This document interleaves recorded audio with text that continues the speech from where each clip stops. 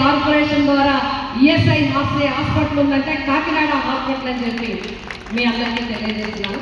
అట్లాగే ఇంటిగ్రేటెడ్ ఆయుష్ హాస్పిటల్ అది కూడా 80% కాకినాడ రూరల్లో కంప్లీట్ కాబోతుంది. తొందరలోనే అది కూడా మనం పూర్తి చేసుకోబోతున్నాం. 25 కోట్లతో కేంద్రీయ విద్యాలయ భవనం కూడా పూర్తి కాబోతుంది. అది కూడా వచ్చే వారంలో మనం పూర్తి చేసుకోబోతున్నాం. దేశంలోనే అత్యంత ప్రతిష్టాత్మకమైన Indian Institute of Foreign Trade 3rd place first in 1960లో ఢిల్లీలో వచ్చింది. 1990లో కలకటాలో వచ్చింది.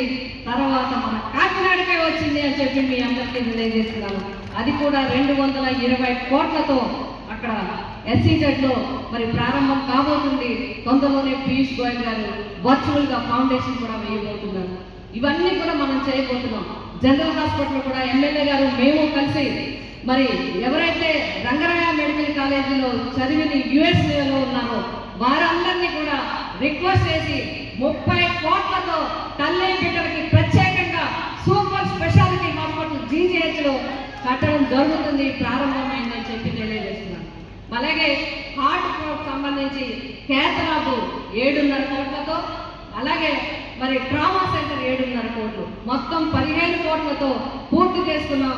మొన్ననే గౌరవ ముఖ్యమంత్రి గారు జగన్మోహన్ రెడ్డి గారి చేతుల మీదుగా ప్రారంభించుకున్నామని చెప్పి మీ అందరికీ తెలియజేస్తూ మీరందరూ ఇచ్చిన అవకాశాన్ని కొద్దో గొప్ప ఉపయోగించుకున్నానని చెప్పి మీ అందరికీ తెలియజేస్తూ మీ అందరి ఆశీర్వాదాలు ఎప్పుడూ ఉండాలని కోరుకుంటూ ఈ హాస్పిటల్ నిర్మాణానికి మొదటి నుంచి ఇప్పటి వరకు సహకరించిన ప్రతి ఒక్కరికి కూడా నా హృదయపూర్వక ధన్యవాదాలు తెలియజేస్తూ సెలవు.